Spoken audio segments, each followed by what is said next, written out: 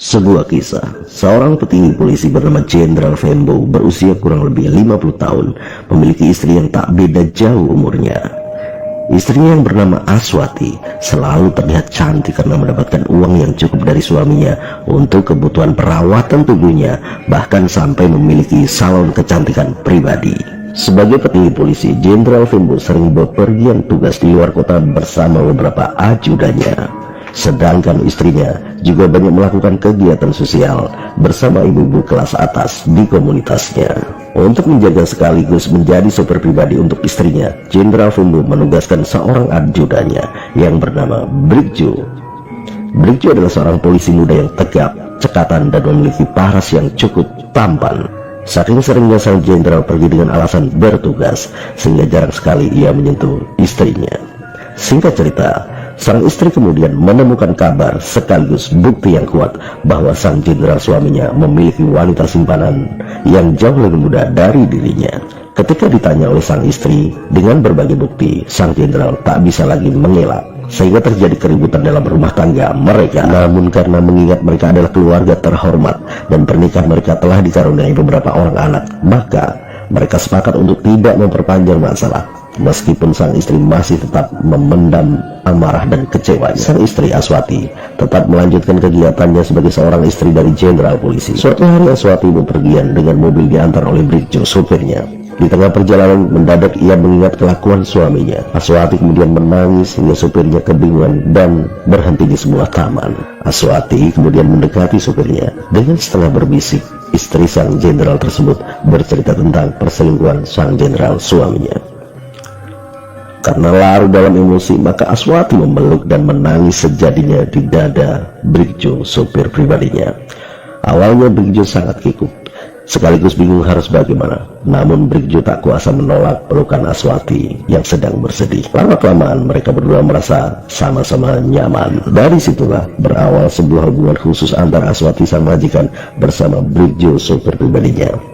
Hingga akhirnya mereka pergi ke sebuah hotel untuk melakukan hubungan terlarang.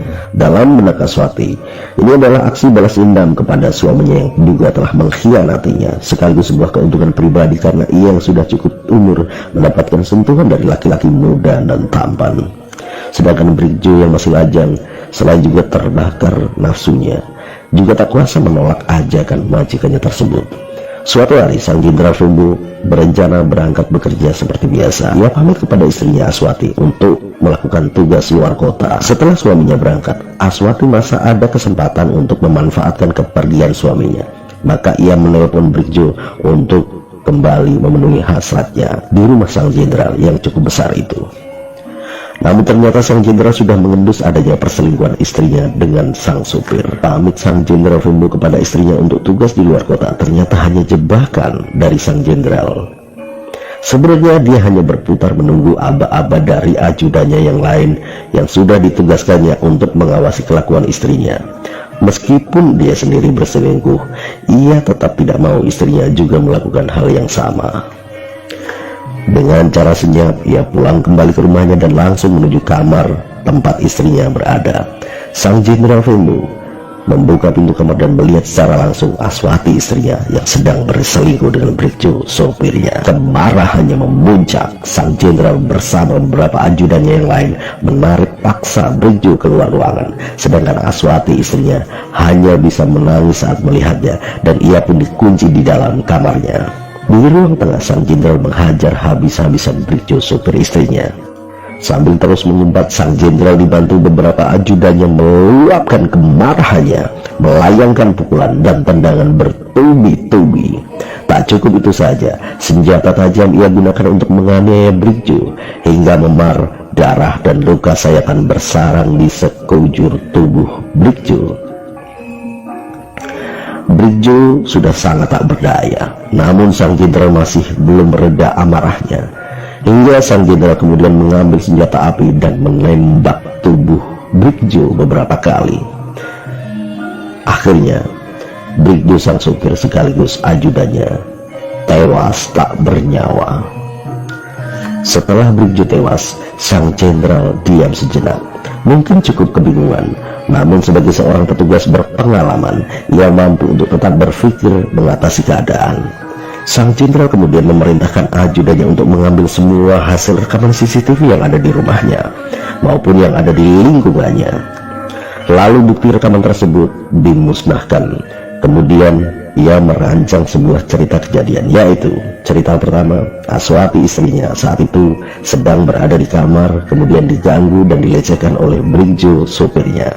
Yang kedua, ia memerintahkan kepada ajudan setianya yang bernama Eko untuk mengaku bahwa pada kejadian ketika Eko mencegah dan menguatkan Brigjo, Brigjo marah dan menembaki Eko hingga terjadi baku tembak.